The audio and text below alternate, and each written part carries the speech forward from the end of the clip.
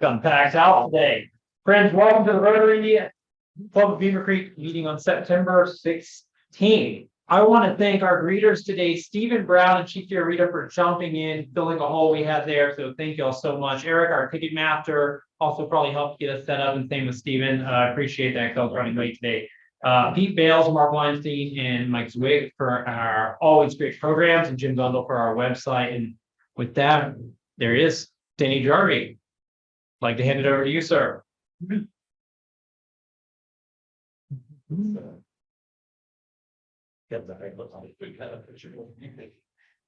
Good afternoon. Would you please join me in prayer? Oh, Holy Creator, today we pray that we receive your special blessing because we are committed to a real service organization to help humanity. May each of us today in our daily routine come to know the joy of caring and sharing with others, not as fortunate as we are. May our motto that includes serving, caring, and sharing be for us life services as well as lip service. Amen. Thank you so much, Danny. I appreciate it.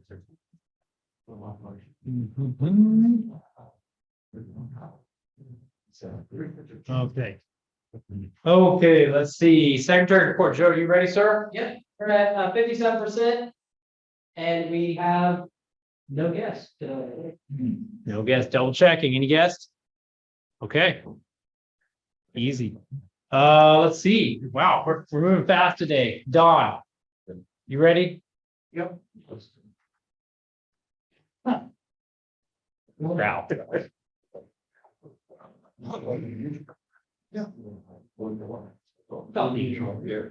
It's only appropriate. We're at a golf course. It's a golf clap. You gotta speak closer, please. Oh, that's one. That's why it is, yes. Today is September 16th, Joe. Not July. No, it was 8/16. It's the 259th day of the year, and there's only 106 days left in this year. Some things that we celebrate on this day is Constitution Day, Bright Pink Lipstick Day, Mayflower Day, National Cinnamon Raisin Bread Day, National Collect Rocks Day,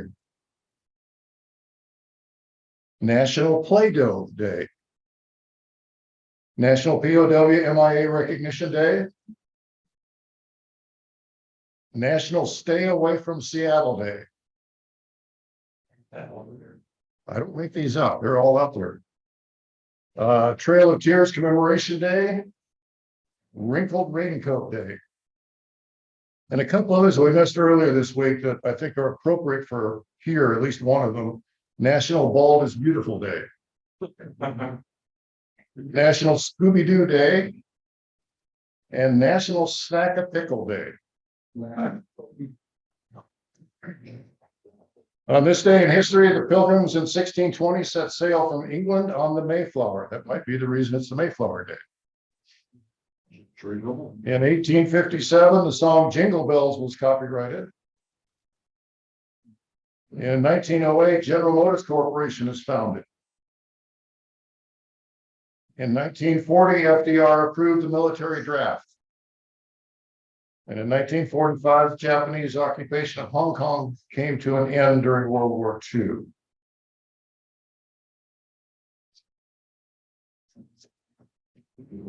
And in 2007, O.J. Simpson was arrested on this day. Some events that are in the club, club members' birthdays, Dave Happy. So in September 15th, J.D. Huddleston. September 17th. And Jim Jabor is September 13th.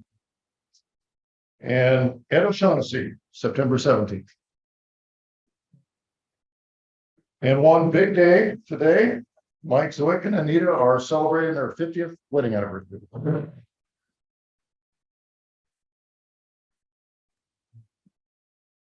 In the news, Red State as well as Central State have received grants to help build a curriculum and create workforce training programs needed to support Intel. Through these grants, they will collaborate with other regional universities, develop new curriculum and experiential learning opportunities to prepare students for careers in the semiconductor manufacturing field. And I'm sure our speaker will talk about this, but the Wright State Department of Athletics announced 3 new sport offerings. Women's bowling, men's indoor track and field, and men's outdoor track and field. They're set to begin for this year. So over 100 people attended the 9/11 Remembrance ceremony this past Sunday here in Beavercreek. It was a nice ceremony put on by Mayor Stoll, Pastor Huffman Township Trustee Kretz. And as was the theme that came out of there, never forget. And area bars and restaurants and Kroger stores win approval for sports gambling. So you can go to Kroger's in addition to buying your groceries, but on sports now. And then they I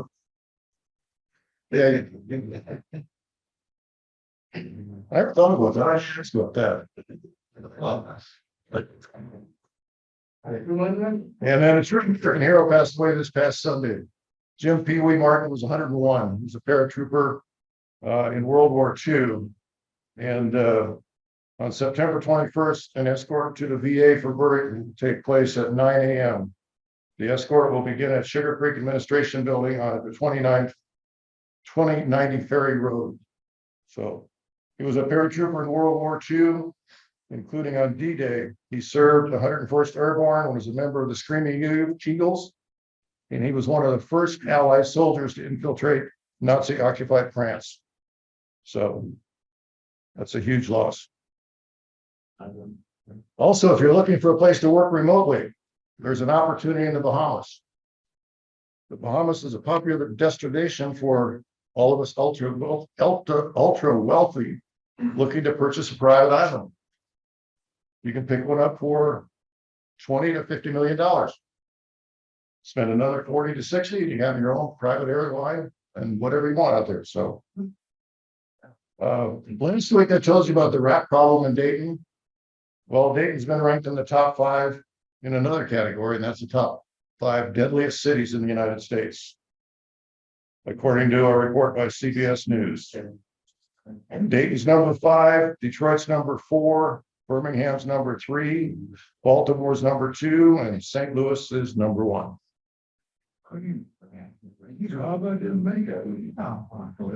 Also, another thing that is kind of scary, the Drug Enforcement Administration confirmed on Wednesday that deadly, colorful new drug referred to as rainbow fentanyl has been popping up in the Miami Valley.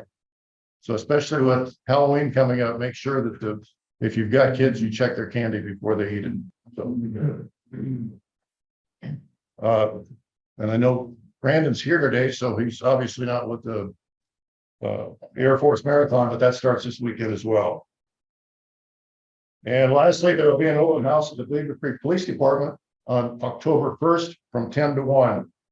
Please come out and go through a tour of the building and find out why we have something coming up in November.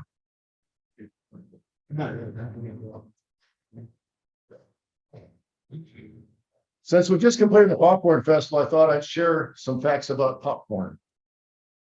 It's in my never-ending quest to give you knowledge that you don't need. Popcorn is actually more than 5,000 years old. It's been around as long as the world we know today. Ancient people made popcorn by heating sand in a fire and then stirring in corn kernels into the sand. It's really kind of gritty. I don't know how long the teeth lasted. Popcorn was already being cooked by native people of Paraguay back in the 1700s. They were also using popcorn as ornamental pieces. The first commercial popcorn machine was invented in 1885.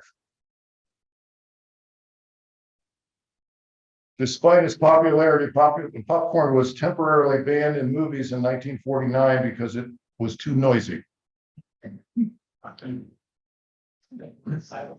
People in the 1800s often ate popcorn together with milk and sugar in a bowl like cereal. And you may think that's strange, but that's how my dad used to eat it too. I never did understand that. The world's oldest popcorn popper was designed around 300 AD.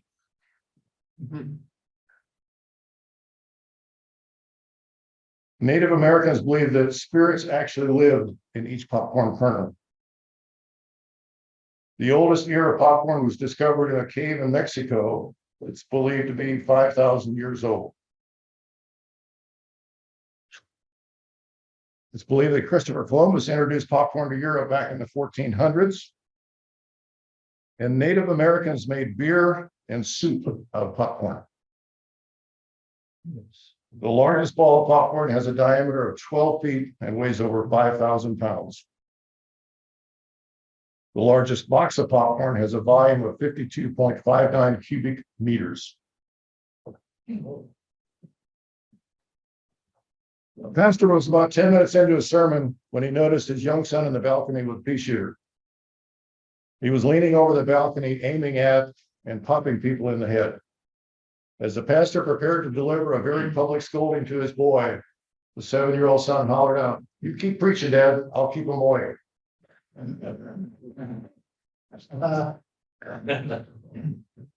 My wife tells me I can be an idiot sometimes. I think it's pretty cool she gives me permission to do that. There was a soldier serving overseas, was annoyed and upset when his girl wrote him a letter breaking off their engagement and asking for her picture back.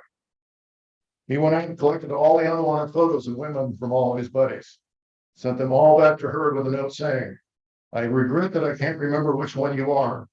Take the one out, send the rest of them back." Oh. A man was speaking to his wife and she said, "I've noticed you haven't been playing golf lately." Yes. He said, "I don't have anyone to play with." Said, "What about Clyde?" The husband responded, "Would you play with someone who cheats on the score, moves the ball when you're not looking?" And she said, "I guess not." Well, neither will Clyde.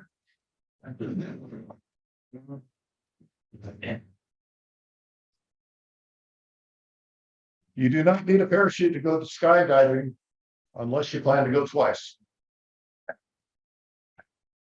They always say whatever goes up will come down, but not when you're thinking about age. When someone says you're aging gracefully, is that a nice way of saying you're slowly looking worse? You know you're getting old when you throw a party and your neighbors don't know. And you also know you're getting older when the candles cost more than your cake. You know you're old when there's only one candle on the cake. It's like saying, "See, if you can blow this one out." So far, as of today, this is the oldest I've ever been. Some of them you have to think about. As usual, I'd like to leave you with a couple positive thoughts. In 3 words, I can sum up everything I've learned about life. It goes on. If you change the way you look at things, the things you look at will change. Today's fines. If you've had guacamole in the last week, that's $1. If you've been to Seattle in the last week, that's $1. If you know the words to the second verse of Jingle Bells, that's $1. Everybody knows the first verse. I don't want to charge everybody. If you've ever been in a hot air balloon, that's $1. This might get a few of you. If you've ever attended Wright State, that's $1. And if you're not wearing your Rotary pin, that's $1. I said some things about popcorn earlier and like to say that Rotary knows a little bit about popcorn too. And Jim Rudd, if you come up, I want to give you this. It's our 35th ribbon for the Popcorn Festival.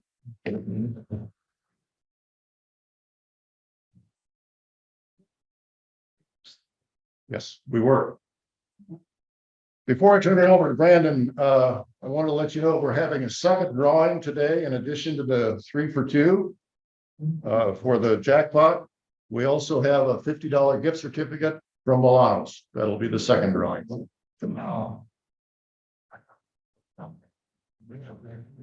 That's all I have. Thank you. Well, no, don't do that. No. Okay, oh, let's see here, happy bucks. There we go. JD, As God wishes, tomorrow is my birthday, and to celebrate my birthday, I'm gonna go buy my son a car, so I can have my truck back. anybody else? Sir, Just to back up what John said, Pee Wee Martin, so definitely a huge loss, not only here locally, but of course, nationally. I actually had the opportunity in 2016 to go to his house and sit down with his wife and him and got to hear some stories. And it's funny, I actually recorded it. I brought my camera and recorded it in what I thought would have been maybe 30 minutes conversation. Ended up being there for 3 hours because him and his wife were bickering back and forth, but they couldn't understand each other. So it was super funny. She unfortunately passed away a couple of years ago, but definitely a big loss. So very good. anyone else? Sir, I got two. So I think it's safe to say my grandpa was pretty involved with Beavercreek and committed to it. All the things that he's done, I don't think he would ever list what his favorite things he partook in were. But it's easy to say Popcorn Festival and the 9/11 Memorial were definitely top three, if not 1 and 2. So the fact that they went on this weekend, the weather was awesome, and they also did a butterfly release for him in remembrance was pretty awesome. And then secondly, as a retired wannabe sprinter, I'm excited Wright State now has a track and field program. yeah. Anyone else? Eric, I guess I'm real happy as a bowler that Wright State has added women's bowling as a varsity sport. Their team has won the club championship several times. I don't know how many, Bob, like 2 or 3? Yeah, multiple times. Multiple times, and they're the current champion, aren't they? Yes, depending. So for the Wright State women's bowling team, they are really good. I need you all to be happier like Eric. I think he funds half the Christmas basket project at this point. So thank you, Eric. All right, so I've had a look. So the last couple of weeks, I've had like people at my house. Tomorrow, my sister's wedding is actually at our house. But we have rehearsal dinner, so I look forward to after this week not having to more people there. Reading your thoughts of prayer. Okay, I got a couple. Oh, sir, no, please. I want to give a happy 20 bucks because I got a couple of things. So, the Popcorn Festival. I am so grateful for the people in my life that are willing to help me make that happen. So Jay came out, my daughter, her boyfriend, my son, and my brother. We pulled in 2,800 feet of cable. That's about the diameter of a quarter. So our arms were tired by Sunday night. But all the little parts and pieces that came together to make it work. Jim Rudd working everything, get the booth together, get everybody to fill spots. That's huge. And like I said, all that happening, it's amazing. My granddaughter had her birthday out of the festival and she loved it. And that is what makes it all worthwhile, is to know that all these families come out and they really get enjoyment out of the festival. I love we did water. I can't wait till next year when we actually promote one of our areas of services water and what we do, but love the water. The other thing is kind of a senseless plug, I guess, or a shameless plug. If you're not doing anything on Saturday, about 1 o'clock, the hockey team is putting together a golf outing. 40% of the proceeds goes back to the team and the guys, and they get all the equipment things that are super expensive. The team buys a lot of their bags and stuff for them. So it's at Locust Hill in Springfield, about 1 o'clock. Come out and warm up. Be happy to have you. That's all. I just want to add one more note. I'm not sure if it was Beth's idea, but whoever did the dog treats was genius. We got tons of people. I said, the dog treats. Don't give Jim credit. Yeah, sure. He gave you credit. He gave you credit when we were in the bids. Well, as far as the dog, I haven't talked to the dog treat. There's an awful lot of dogs that turn their noses up at dog treats. And I shouldn't. There was one dog that came up that wouldn't eat the dog treat until the owner said, sit, give me the paw, and then handed it the treat, then it would eat it. Well, a lot of these millennial dogs are like vegan. I have a couple. The first one is just thank y'all. I know I was out of town. I always hate there's like I still haven't seen pancake breakfast. Despite like I think 5 years now in Rotary due to travels and COVID. And that one I think the first popcorn one I missed because I was out of town. So thank y'all. I do feel bad when we have a big event and I can't be there. So thank everyone. Oh, and thank you, Jim, for stepping up, but for everyone for supporting Jim and putting our best foot forward as a club for that. I want to rewind back a week and a half, or I guess it was 2 weeks ago now. Wright State Cross Country puts on a cross country meet, and it's a show of humility at 32 years old to go race college kids. But I would like to point out that I whooped the ass of 70 of them. Nice. I had a terrible race. I'm overtrained right now, but it's nice when I look around. There's like a Marshall kid or a UD kid or a Cedarville kid. It feels great to be. Don't worry, most of them beat me. But that was fun. I had a lot of fun. So your coach and your team do a great job with that. Maybe a bunch of UD kids, no problem. Yeah. This was the second year of the event, and it's nice. Marshall, there, UD, Ohio State, a lot of the smaller kids, smaller schools, Rio Grande. It's just nice that we're hosting that here in our community, and to see, I'll happily take the beating to see that kind of, support for running and here in Fairborn. That's great. So thank you. Last week I got to go out to my 11th year reunion at the Academy. In the class of 2011, we didn't have a 10-year because of COVID. Phenomenal to see, when we graduate, we go everywhere. So I hadn't seen many of those classmates for 11 years. The best part about that was we played Colorado in football. The weather was terrible. It was beautiful the days before, the days after. It was 50 and raining. But a lot of people don't know we haven't played Colorado at home since the 70s. We had a falling out with them during the Vietnam era when they threw bottles at our players and fans. So we swore off playing them for 50 years. So in 2019, we rescheduled for the first time, beat them in overtime in Boulder. They came down to the Springs for the first time in 50 years, and we whooped their ass 41-10. So we can now say we haven't lost to Colorado in over 17,000 days. Really nice. So that was great. And then a little bit of serendipity. The last day I was there, I stopped at a Rocky Mountain Arsenal National Wildlife Refuge. Beautiful place. And I bought a monarch pen. Monarchs are now critically endangered, 97% species loss over the last 50 years. So for every 100 there were in the 70s, there's now 3. And then I was on my run on Monday here on Hyde Road, and I saw a monarch caterpillar trying to cross the road. And I thought to myself, well, he's going to die, surely. And so I picked him up, and I was like, I'll set him on milkweed. Well, I ran 4.5 miles before I found any milkweed. It was on the side of the road.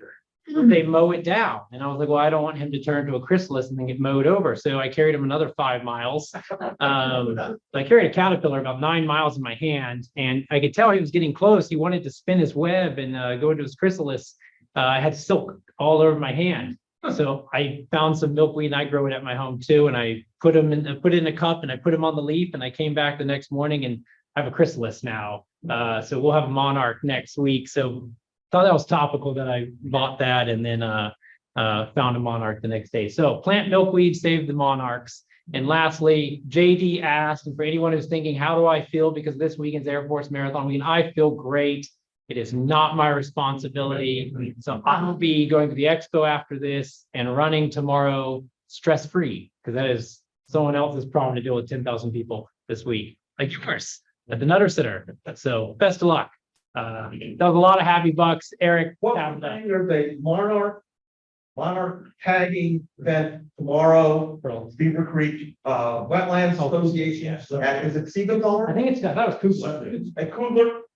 It's on Sunday, not tomorrow, Sunday. Yeah, so if you go to the Beavercreek Wetlands Association, I'll pay $1 for the advertisement. They're doing a monarch tagging. A lot of people don't realize like how we tag birds and put like little things around their feet. We tag monarchs. You just catch them with the nets. They put tiny little thin stickers on their wings. And so it helps us track as people report it, as they recapture them, where they're moving and how they're moving and how their populations are doing. So that Sunday, you can learn about that through the BCWA. So, okay. What? 1 to 4. 1 to 4. on Sunday. And I think it's Kugler off the top of my head, which is just right down the road at Kugler. So I don't know, that was $7 or $8, I think, Eric, Steven. And then the board meeting. There's a board meeting. I'll get to that too. Board meeting right after this. So with that, any other announcements? Oh, ma'am. Big market calendar for Sunday, October 9th.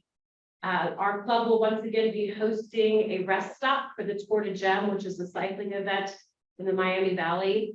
We have a station at Trevine Elementary. We go all out. We usually have a fire truck, we have the flags up, we have a pickle station for the bikers. We have music, we have people cheering. So we're gonna need some volunteers. I'll have a sign up sheet next week. And if you are willing to help out, we really appreciate that. Beth, you emailed me the answer. Yes, I can Oh. be there. Okay, with that, I think Pete's gonna do our introduction. Where's Pete? Well, you're doing, oh, I guess I should do some drawings. What do we want to do first? The Christmas basket or the gift card? Basket. Okay, Christmas basket first. So 117 5 5 5. Here we go. Great top. Oh, I thought you raised your hand. Oh, it was you? Don? Okay. Eric, will you deal the cards to him? 555. 117 555. Triple nickel. And while they're figuring that out, let's see, here he goes. A very official method there. Pop Rose. Okay, and for $50 to Milano's, we have 117 521. Who's going to Milan? There we go. Hot date night in your future. Okay, where's Pete? Oh, there he is.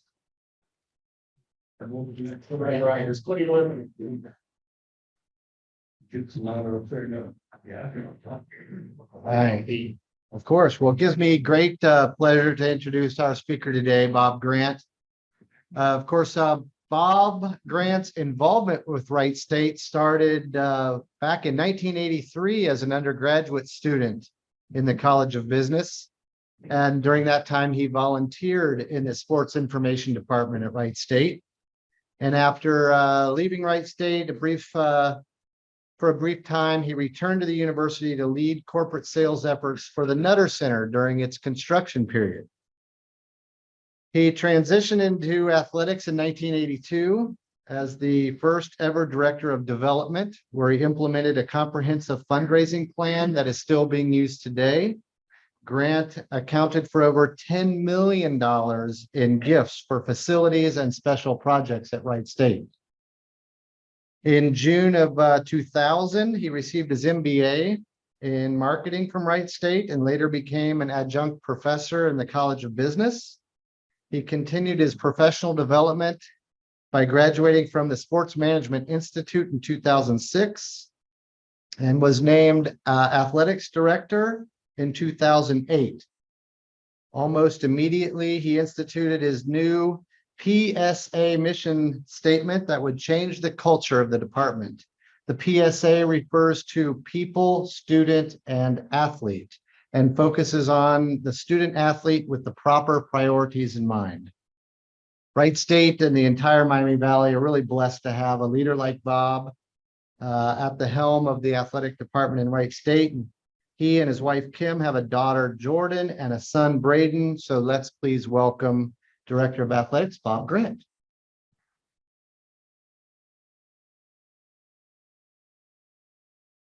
You're going back a long way. You got it. I don't usually wear a fanny pack. This is for later, so no judgment, please. That spider, dead or alive? That's alive, I'm sure. I'm not carrying him 9 miles on a run here. I don't like the way he looks. It's making you all aware. Well, it's a pleasure to be here. I usually don't have the introductions that go back that far. So everybody's saying, can you be that old? Yes, he is. And I'm aging like a US president, I think, in this job. So I was going to tell you briefly about my story, but you guys know that a little bit already. First off, it's really a pleasure to be here. Thank you for having me. I love this kind of stuff. You give me a chance to brag about our student athletes and their success. I love doing that. My story, I would only add to this is I've been the AD. Dave's dad was silly enough to hire me almost 30 years ago, which is crazy. And I've been the AD for 15 years almost, which to put that in perspective, I think the average AD hood in our business is less than 5 years now. So I'm a little bit of a unicorn in that way. And I like that. I think it gives me a great advantage of knowing the community, being here my whole life. That's been a huge advantage to the job that I think most ADs quite honestly don't have. It really is a ladder climbing type of job. And I never looked at it like that. I love Wright State. My focus was internal always. And so that does make me a little bit different. And so you all heard about the PSA culture, and that sounds pretty simple. Hey, we're going to take care of our student athletes as people first and students second and athletes third. And you would all say, well, that's logical, Bob. Everybody does that, right? And I say all the time, and I'm embarrassed to say it's no better today. It's probably worse than it's ever been, is very few businesses reward bad behavior like ours does. Think about that statement. Most of the, I won't name them, most of the high profile programs that many of you cheer for, that you read about, that you see, do not have those priorities at all. It's a win at all cost mentality. It's not an education first, not taking care of them as people. They'll take Mick Lundy, who's a stud. They'll figure out a way to get Mick Lundy, usually not in an illegal way. And if Mick Lundy stops being a stud, they cast Mick Lundy aside, right? You don't want your sons, daughters playing for these coaches that you read about and hear about. Unfortunately, I won't go too deep, but I see how the sausage is made a lot of places, and that's not us at all. That's just not the way we work. And so when I took over as the AD, not know if I'd be the AD for 5 minutes or 15 years, I thought I want to make sure that my entire staff pulls in the same direction and knows what we're doing. And I'd be lying to you if I didn't say that in the back of my brain, I wondered if it would work. But I thought I'll be able to lay my head in the pillow at night and know that I took care of these 220 plus student athletes at a formative time, age 18 to 22, as people first. Literally every decision we make, that's the true north. And then academically, or students second, right? They're here playing a sport and using that sport as a means to get a degree in something that we hope they want and will use later. And athletics, I say it all the time, is a distant third. And when I instituted that, I lost coaches over that. We lost recruits over that. I fired people over that.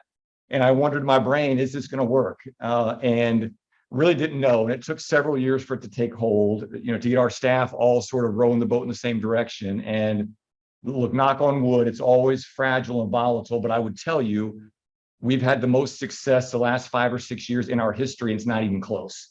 And that's not by out branding people. That's not by outspending people. There are 13 Division I schools in the state of Ohio. Wright State is dead, stone cold last, and has been by a large margin in spending. There are 12 schools in the Horizon League, and we are 9th or 10th every year in spending. I mean, it's the old Peter Drucker quote of culture eats strategy for breakfast. And we've got a tremendous culture where our student athletes are there for the right reasons.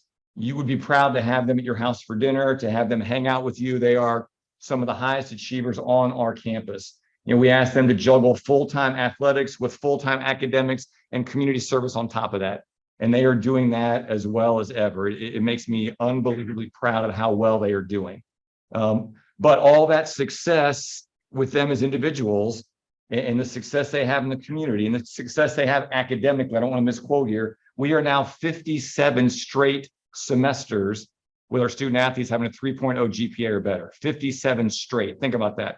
That makes Cal Ripken's streak look puny, quite honestly. So again, full-time athletics with full-time academics and pulling a 3.0. And so that's happening. But again, Bob Grant is likely fired if we don't win on top of that, right? This is a competitive business. You can't hide from results. And so they're winning like crazy. And I'll just throw a few sort of stats at you. We've had 6 teams in the NCAAs in the last 18 plus months.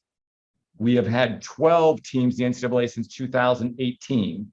The prior 30 years of Division I, we had 12 teams in the NCAA, to put it in perspective. So I would submit to you all, men's basketball is the strongest they've ever been, and they're built for long-term success. I think back to, probably my most exciting time. Hopefully some of you were there, and I won't put you on the spot and say, hey, who's the season ticket or who comes to games? You all have one of the best mid-major basketball programs built the right way in the Midwest, right here 1 mile away. And I know you all care about Beaver Creek and Greene County and love it and live here and sleep here and spend money here. If you don't come to games, you're a fan at all, please come to a game. I'll take care of you for free the first one. Email me. I say all the time, I'm the least connected, most accessible AD maybe in American history, right? No one outside of Greene County knows who Bob Grant is, but inside Greene County, I'll do anything for anybody. So please come see us play. How good are they? You go back to March, we faced 5 elimination games. Started off terrible this season. Scott Nagy's dad passed away. He was away from the team quite a bit. That really changed our dynamic early.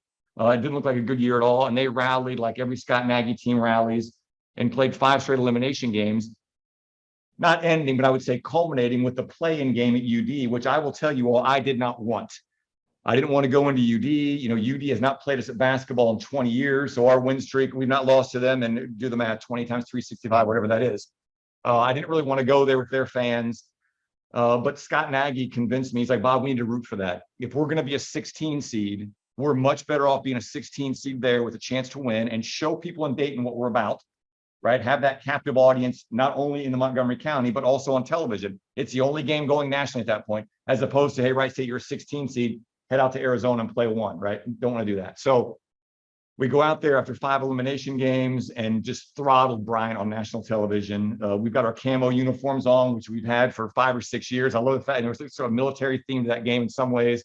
A swearing in ceremony at halftime. It had all kinds of people. It's kind of a tell. Pay attention to Wright State basketball, saying, "Hey, BG, were those new uniforms? They're awesome." No, we've had them for 6 years, but hey, appreciate you coming. So we beat the brakes off of Bryant, and to have 13,000 largely UD fans who had never seen us play before start chanting Wright State, like, gives me goosebumps to think about right now. Like, it was really one of the coolest moments in Wright State history.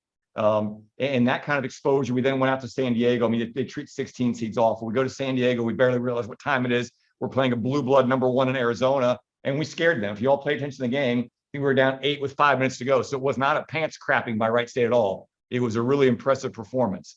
And so what that translates into for things that really matter to us in some ways are that little sort of 3-week period netted Wright State University over $14 million in positive exposure for the university.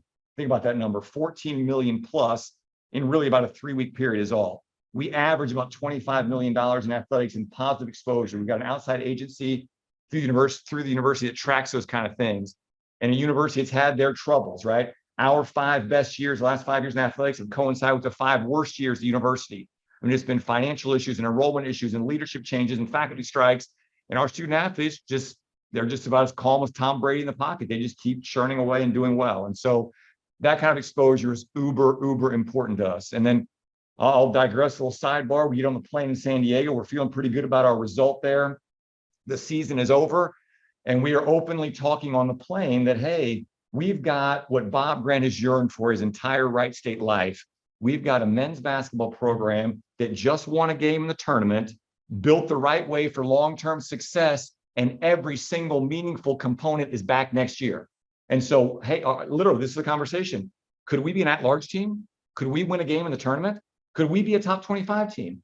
And that feeling lasted about 1.5 minutes till we got home and the year-end meeting started. And Tanner Holden, our best player, said, "I'm going to enter the transfer portal." And 72 hours later, signed with the Ohio State Buckeyes. I'll just tell you this, purportedly for $80,000 a year. This is that whole name, image, and likeness where the big schools who literally have more money than they know what to do with have their alums and donors who form these collectives and work all through back channels. Like the cheating I talked about earlier used to be under the table. Now it's just all right on top. It's very overt. So Tanner Holden leaves for Ohio State for $80,000 a year. Grant Basile, a few weeks later, leaves for Virginia Tech. He has 1 year of eligibility, purportedly $175,000. He'd be the 3rd highest paid person in our entire department. Think about that. So our 2 best players are gone within a week of that success in the tournament. And I would say to you all, like everything, I hope that we try to do at Wright State in the athletic department. We had 2 options, right? We can bury our head in the sand and cry and say, this is unfair. No, that's not the way we roll, right? We picked ourselves up, had about 24 hours of being irritated by the whole thing. And I love Tanner like a son. Literally, he is a great kid, a great human being. And Grant Basile, I correspond with regularly. He is awesome. No hard feelings for them. If Braden Grant, who's at Cedarville with a great experience, someone knocks on Braden's door and says, how about $175,000? He's probably, as much as he loves Cedarville, he's probably going to go someplace else, right? And so We're going to have to swim in those waters a little bit. Scott Nagy is a phenomenal recruiter. And I'll use this example. I think Dave Cusack this walking in here. Grant Basile had 2 Division I scholarship offers coming out of high school, 2, us and Denver. Denver is a hockey school. No one goes there to play basketball. So let's just call it real. He had 1 Division I offer. So this is Scott Nagy. It's like speculative stock buying. Am I using that term correct to my financial people? Yes. He sees an 18-year-old Dave Cusack and says, I like those skills. I can redshirt him. He gets bigger, stronger, faster. That's been his when I hired him, that was his mantra, right? He doesn't out recruit people. He gets the kids in and then beats you, right? And so it won't hurt us from recruiting. It'll hurt us from a retention standpoint. Now we got a big transfer. Amari Davis, who was the player of the year at Trotwood a few years ago, played at Green Bay in Missouri. He'll be really good for us. Trey Calvin, our point guard, who was probably the best player in all those postseason games, is back, maybe one of the best players in the league. Tim Finke, who's really the glue of that team, is back. You know, our expectation level right now is to win the league every year, and that has not changed. And I think we'll compete for a league title again this year. But the NIL, name, image, and likeness coinciding with a no-stick transfer has just changed this game so dramatically, especially in football, men's basketball. Now, does it work? I mean, the football scores I saw last weekend would indicate it may not work, right? When you have, the unintended consequences, and I don't know how long I have, and I'll be quick, I promise. The unintended consequences of this are so many, we can't even talk about them here, but you've got really a mercenary type existence, right?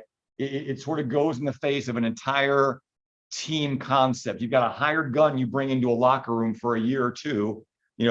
Picture Mick rolling into this room all of a sudden as, hey, he's the most valuable Rotarian, and we're paying Mick $10,000 every time.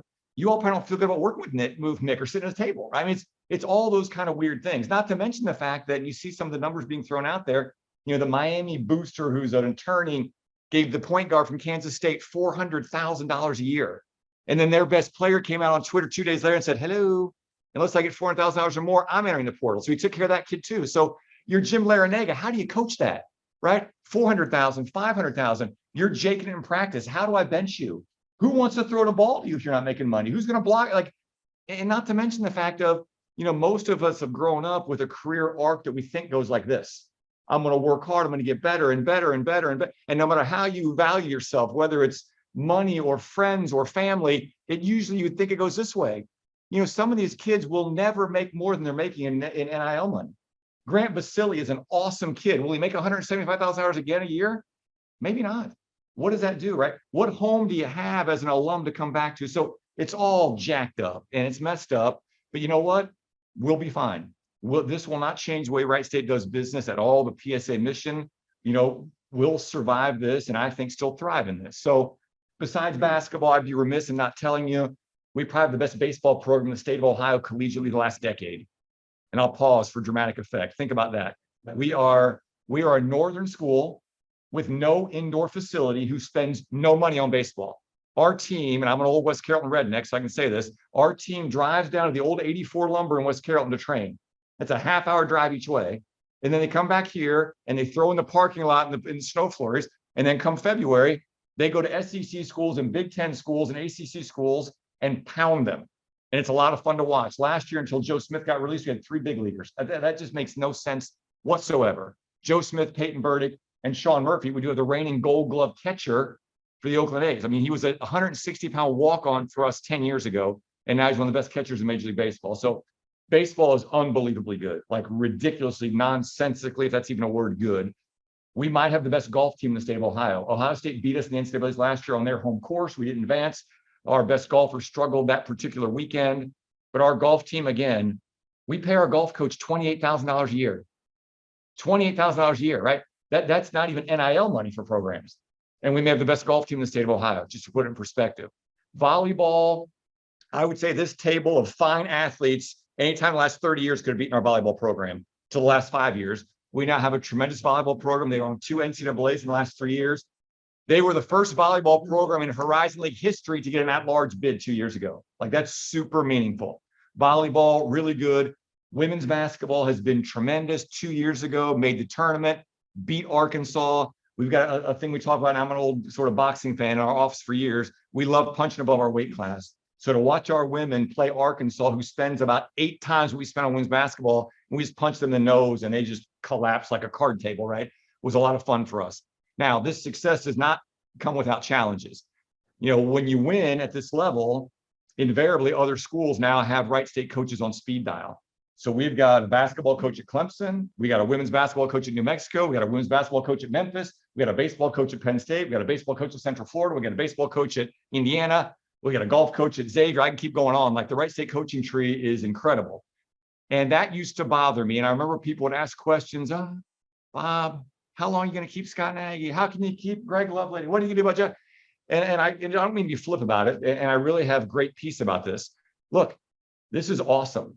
We can hire two kinds of people. All of you can hire two kinds of people. The kind nobody wants and the kind other people covet.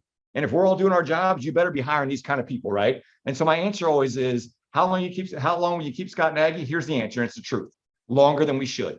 Longer than we should. Because Scott loves it here. He loves the PSA mission. He fits in it like a glove. He's not a money chaser. Now, that doesn't mean I'm going to leave tomorrow.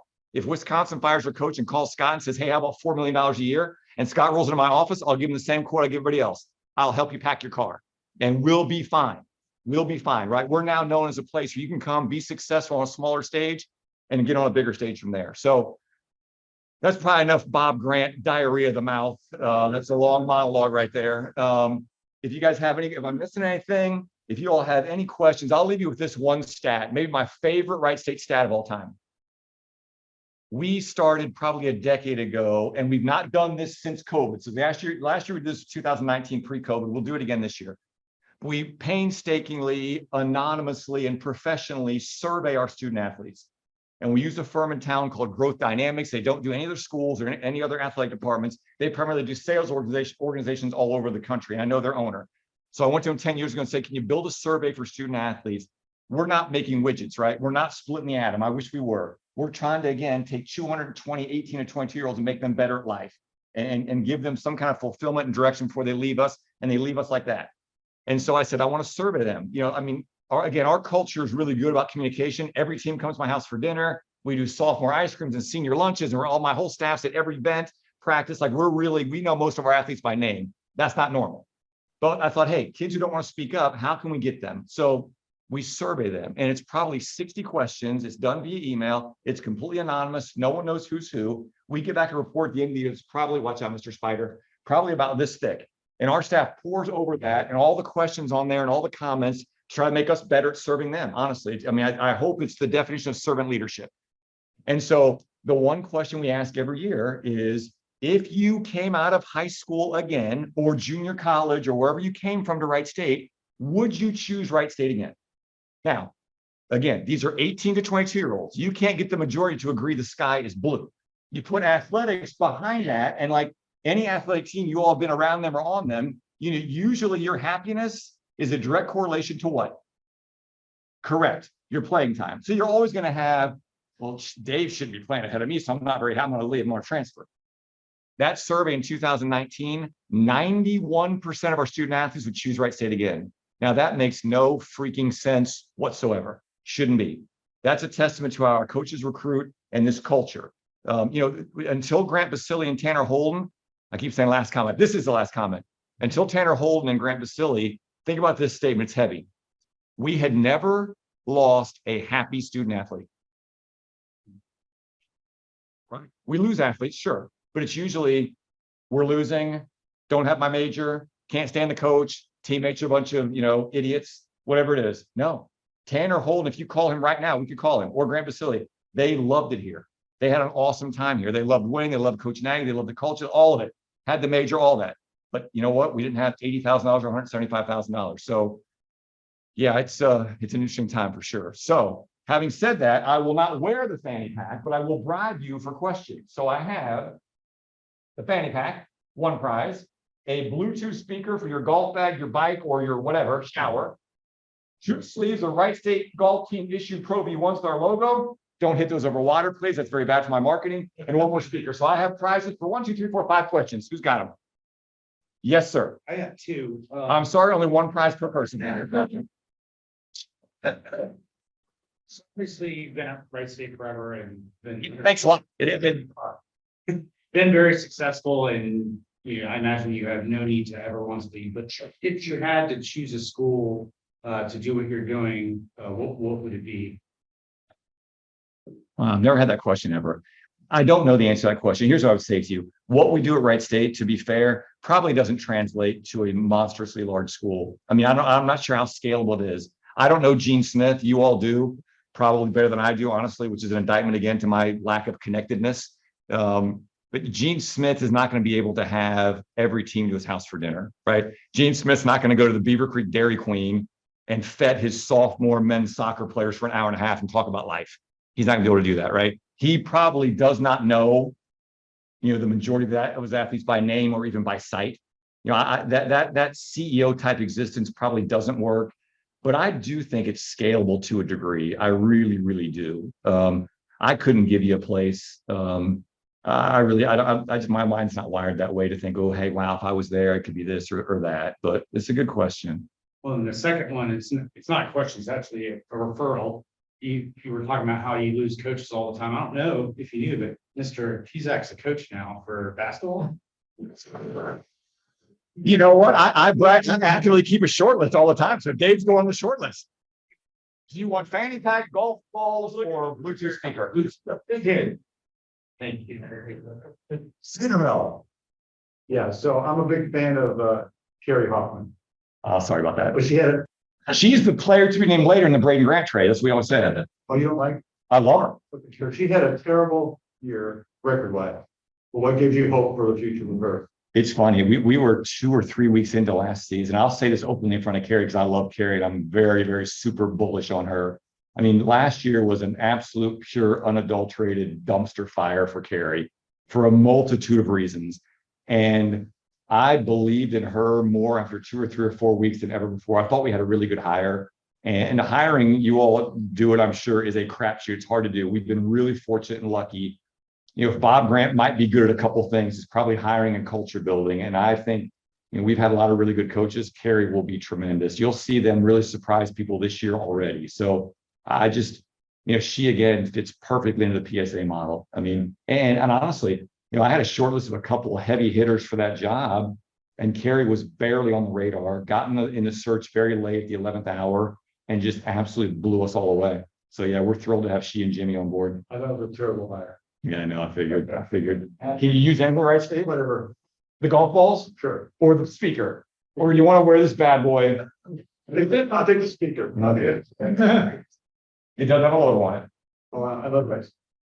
Yes, sir. Not a real question, but could you send one of your baseball coaches in Cincinnati? To the Reds or the Bearcats? I don't know. I wouldn't wish that upon them, honestly. Sure. Golf ball fanny pack. You're declining. Wow, more for others. Anybody else? Yes, sir. So during the whole mess of the pandemic and finances, we cut, and this is 2 worst days of my AD hood by far, not even close. The day we cut swimming and diving. Again, no AD wants to do this. Very few ADs ever survive a sport cut. We should do some kind of a study. Honestly, it doesn't happen. And so I feel fortunate to have had hopefully enough sort of time in and emotional sort of stuff in the bank to survive it. But cutting swimming and then 3 years later, cutting tennis and softball, and they were all financial. My charge was you've got to cut sports. And so it then becomes a math problem of, okay, what affects the least number of student athletes? That was kind of our mantra. And so had to bring 3 back to get the minimum of 14. Bowling, as you mentioned, was basically plug and play. I mean, they're on campus with a coach killing it as a club team. So that makes a lot of sense. It's one of the largest growing programs in Division I. Interestingly enough, a little unfun fact, men's bowling is not a Division I sport. Now, why do you think that is? You know this. Correct. It's the same reason Miami doesn't have men's soccer. It's the same reason Miami has synchronized women's ice dancing. The football schools have to figure out ways to offset football numbers. And so I have people ask all the time, can you get men's bowling? We'd love men's bowling. I mean, it'd be awesome, not a sport. So men's bowling was very easy. And then men's indoor and outdoor track and field, we really were participating in this in some ways because we had our cross country runners running unattached. So it made way too much sense. I'll talk about that, the cross country meet 2 weeks ago or so. There's talk of growing that even bigger and having a Saturday morning high school race attached to that too, which would be really cool. So yeah. Who asked me that? Golf balls, fanny pack. No one wants a fanny pack. Nick, there's glass in front of you. Take care of that. 2 more or 1 more if the fanny pack's that bad. Yes, sir. So track and field, I know a lot of colleges kind of do like those open, you can run unattached. Are there any plans to do that with track and field to have unattached with collegiate? I don't know the answer to that. Now, every once in a while, my daughter ran at Miami. We'd go to her meets and you'd see, in the men's section, you'd see a 60-year-old barefoot guy running, be like, what is that guy? And he's running unattached. So is that your question? Like, it happens.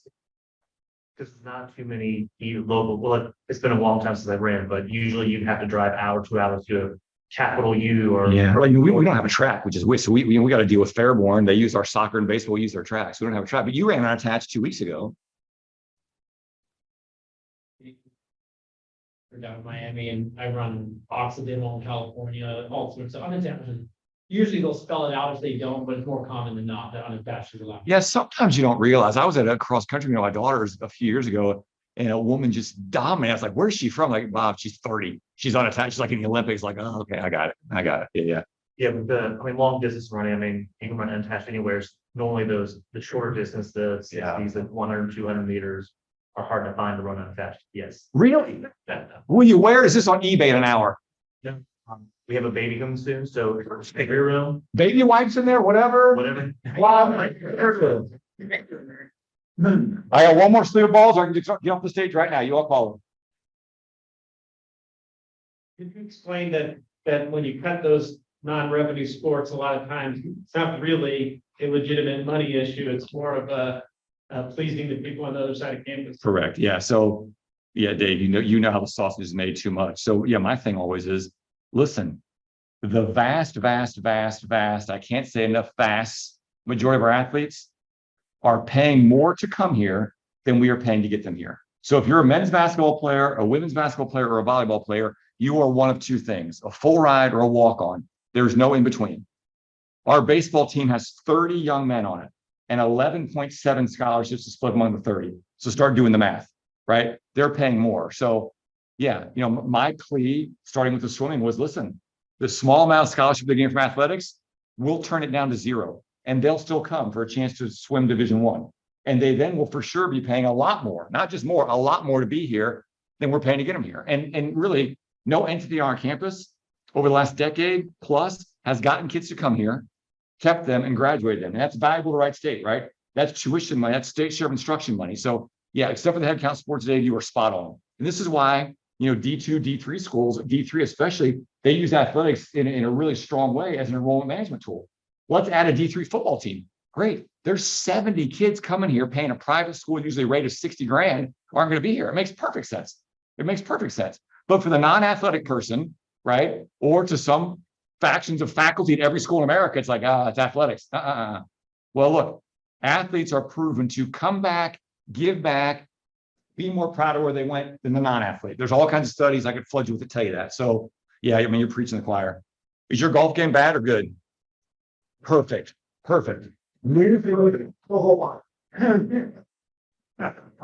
Anybody else? Yes, sir. Say, the next game you got back in the control room and tell James Graham, you appreciate what he did. Are you one of his boys? I'm brother. Okay, I will. Yeah, I'm sure you know James. He's sitting back there in like the Star Trek.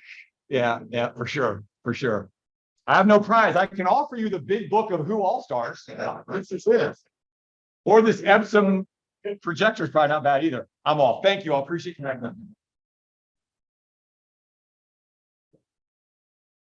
Okay, I'm gonna, since I'm the president, I'm just gonna keep going with 2 statements here. One, the cross-country runners you put out are phenomenal. I know so many grads who are 2010, 2012, names you probably recognize: Jake McCubbin, Jack DeFord, Jason Bruns, Austin Sakosh, Cam Powell, Haley Brumfield. I'm not going to say Victoria's last name because it's Greek and it's way too hard. Angelopoulos. Yeah, that one. But I've met so many of them and I've run with them. I run with them usually almost every weekend, and they're still great runners. Jake McCubbin just won Air Force Marathon. Austin Sakosh he whooped my ass 2 weeks ago. They're great people and they're doing great things. And so and they're very proud right now. When you look at the state of the cross country program, you nailed it. They're finding, he's finding diamonds in the rough and then developing them. It's incredible, like Max Petit and everything. It's fun watching it. It's exciting as a local. And then I did have a question. Are y'all ever, I know it'd be crazy expensive. Is there ever a hope to get a track? Yeah, I thought we were gonna track 4 or 5 years ago. That was in the plan, there's a spot for it. Honestly, in the whole scheme of things, it's not that expensive. Yeah. And a track, when you think about it, not like a lot of athletic facilities, athletics would use it about, 10% of the time. And then be open for the public, for Green County, for Wright State faculty, staff, students, makes a lot of sense. Brian Lampton, any help from the state? Commissioners, city? Yeah, I'm biased. So that'd be great. But for the people who make things happen with the money. Track. So all I've got is there's a board meeting right after this. Let's see, anything for the good of the club? Shannon, you thought about it? Hey, you bring this up. Next time you see Alex, you need to tell Alex he's a rock star. And so he stood in the booth all day long, baking in the sun. And this elderly lady, she just fainted. And I literally was sitting there and saw his like instinct reaction. And he didn't, it was seconds. He literally saw it and reacted and came over until the medics came up. I mean, Alex is awesome. He really is. Awesome, thank you for that. Kuzak's next week for greeters. And then next week's speaker is Scott Sanders. He's the archivist from Antioch College. He is a walking Wikipedia of all things Yellow Springs and Antioch College, going back to its founding. And he's written a book called Episodic History of Antioch College, which is a great little read. So come hear that. I think that's all I got. So Bob, would you be willing to lead us in the pledge? Pressure's on. I pledge allegiance to the flag, the United States of America, and to the republic over its hands, one nation, under God, indivisible, with liberty and justice for all. Thank you all so much. Have a great weekend.